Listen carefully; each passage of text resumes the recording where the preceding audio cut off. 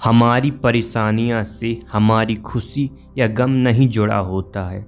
हम किस नज़रिए से इसे देखते हैं ये उससे तय होता है। दुनिया में ऐसे कई लोग हैं जो जीवन की कठिन से कठिन परिस्थिति में होंगे, लेकिन फिर भी वे सदा मुस्कुराते रहेंगे।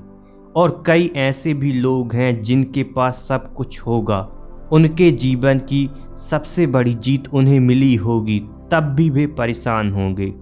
हमारी सोच जैसी रहेगी हम वैसे व्यवहार करेंगे, और अच्छा सोचेंगे तो अच्छा होगा और बुरा सोचेंगे तो बुरा होगा। हर बात के दो पहलू होते हैं, एक अच्छा और एक बुरा। कठिन से कठिन समय में अगर व्यक्ति सकारात्मक सोच को अपने अंदर धारण करता है तो उसे कई तरह के लाभ मिलते हैं।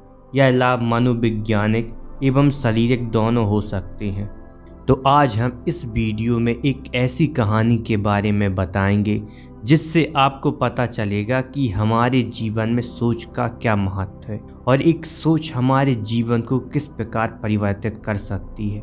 तो इससे पहले कि आप इस कहानी में डूब जाएं, आप एक ऐसे स्थान पर चले जाएं जहां आपको कोई डिस्टर्ब ना कर सके। एक बार गौतम बुद्ध और उनके शिष्य एक वन से गुजर रहे होते हैं। बहुत दूर चलने के बाद भगवान बुद्ध के शिष्य बुद्ध से कहते हैं, बुद्ध, क्या हम कुछ देर विश्राम कर सकते हैं? बुद्ध कहते हैं, अवश्य, अब हमें विश्राम करना चाहिए। वो देखो, एक बड़ा वृक्ष है, हम उसके नीचे विश्राम करेंगे। बुद्ध और उनके शिष्य उस वृक्ष के नीचे बैठ जाते हैं। उनमें से एक शिष्य बुद्ध से कहता है, बुद्ध, आपने हमसे एक बात कही थी, हम जैसा सोचते हैं वैसे ही बन जाते हैं। कृपया इस कथन को विस्तार से समझाइए। बुद्ध कहते, अवश्य, मैं तुम्हें एक छोटी सी कहानी सुनाता हूँ। एक नगर में एक बहुत धनी सेठ रहता था। उसके पास धन की कोई कमी नहीं थी, परंतु फिर भी हर समय धन इकट्ठा करने के बारे में सोचता रहता था। एक बार सेठ के घर उसका एक रिश्तेदार आता है। सेठ उसकी खूब खातिरदारी करता है। बातों बातों में सेठ का रिश्तेदार सेठ से कहता है, अरे सेठ जी, हमारे नगर में एक नामी गिरामी सेठ रहता था। वह आपसे ज़्यादा धनवान था। वह सेठ से पूछता है, पर तुम एक बात बताओ, तुम उसे रहता था क्यों कह रही हो? सेठ का रिश्तेदार कहता है, रहता था मैं इसलिए कह रहा हूँ क्योंकि वह अब जीवित नहीं है, वह मर चुका है। सेठ बेचारा धन को इकट्ठा करते करते वह यह भी भूल गया कि मृत्यु नाम की चीज़ होती है, सेठ को भी आ जाती है। सेठ उस व्यक्ति से पूछता है, क्यों, क्या कारण हुआ जिससे उसकी मृत्यु हो गई? सेठ का रिश्तेदार कहता है, कारण तो कुछ नहीं था, अचानक ही उसका बुलावा आ गया और उसको जाना पड़ा। सेठ कहता है, अरे ऐसे कैसे बुलावा आ गया? उसे कोई बीमारी रही होगी। वह व्यक्ति कहता है, नहीं, उसे कोई बीमारी नहीं थी, वह तो अचानक ही मृत्यु को प्राप्त हो गया। सेठ अपने रिश्तेदारों की बात सुनकर हैरान रह जाता है, क्योंकि अब तक वह सोचता था कि मृत्यु बुढ़ापे में आती है या किसी बीमारी के कारण आती है। क्योंकि सेठ अभी जवान था, वह अभी मरना नहीं चाहता।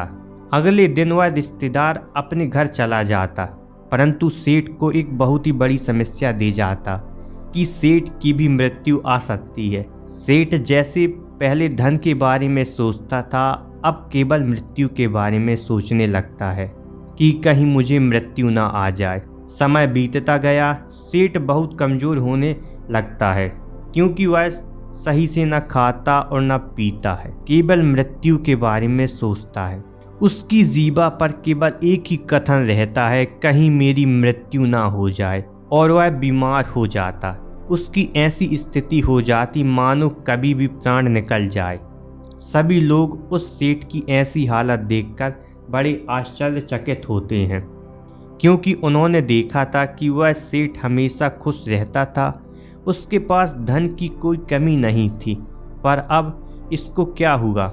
अब सेठ कहीं आता जाता भी नहीं था, केवल एक जगह लेटा रहता था। उस सेठ की हालत देखकर उस सेठ का एक मित्र एक सन्यासी को उस सेठ के पास लाता है और कहता है, सुनो, यह बहुत प्रसिद्ध सन्यासी हैं। तुम अपनी समस्या इन्हें बताओ, ये उसका जरूर समाधान बताएंगे। वह सन्यासी उस सेठ से पूछता है, क्या हुआ? मैंने तुम्हें पहले भी देखा है, परंतु तुम इतने कमज़ोर कैसे हो गए? कौन सी चिंता तुम्हें खाए जा रही है? सन्यासी की बात सुनकर वह सेठ सन्यासी से कहता है, मैं मृत्यु को प्राप्त नहीं होना चाहता हूँ। मैं मृत्यु को प्राप्त नहीं होना चाहता हूँ, कहीं मुझे मृत्यु न आ जाए। सेठ की बात सुनकर वह सन्यासी मुस्कुराकर बोला, अच्छा तुम्हें मृत्यु का भय है? वह सेठ कहता है, हाँ, मेरे पास इतना सारा धन है, इसका उपयोग कौन करेगा? मुझे मृत्यु को प्राप्त नहीं होना है, मुझे जीना है। वह संत कहता है, तुम्हारी इस समस्या का मैं अभी समाधान निकालता हूँ। संत की बात सुनकर सेठ बहुत खुश होता है।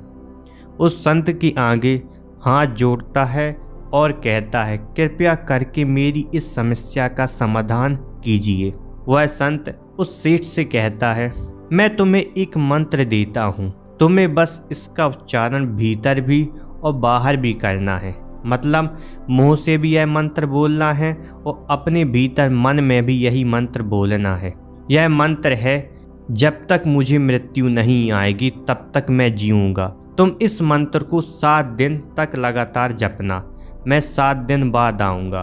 और वह सन्यासी वहाँ से चला जाता है। 7 दिन बाद वह सन्यासी आता है तो वह देखता है कि सेठ स्वस्थ होने लगता है और सेठ उस सन्यासी को देखकर उनके चरणों में गिर पड़ता है और उनको धन्यवाद कहता है। वह सेठ कहता है, आपके मंत्र ने कमाल ही कर दिया है। अब मैं मृत्यु से भयभीत नहीं हूँ, क्योंकि जब तक मृत्यु नहीं आएगी तब तक मैं अपना जीवन जीऊँगा। पहले मैं मृत्यु के डर के कारण जीवन जी नहीं पा रहा था, परंतु आपके मंत्र ने मेरी जीवन ही बदल दिया। जब तक उस सेठ को दूसरे सेठ के बारे में नहीं पता चला था, तब तक वह केवल धन के बारे में सोचता था और दिन रात उसके धन में वृद्धि हो रही थी और उसका स्वास्थ्य भी ठीक रहता था।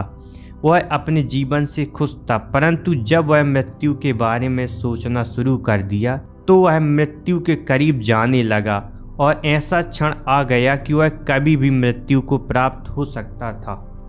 बुद्ध कहते हैं, हम जो सोचते हैं वही हमारे जीवन में घटित होने लगता है। इसीलिए हमेशा हमें सकारात्मक सोचना चाहिए, क्योंकि सोच ही हमारे जीवन का महत्वपूर्ण अंग है। यह हमारे जीवन से कुछ भी करवा सकता है। इसीलिए हमें हमेशा सकारात्मक सोचना चाहिए।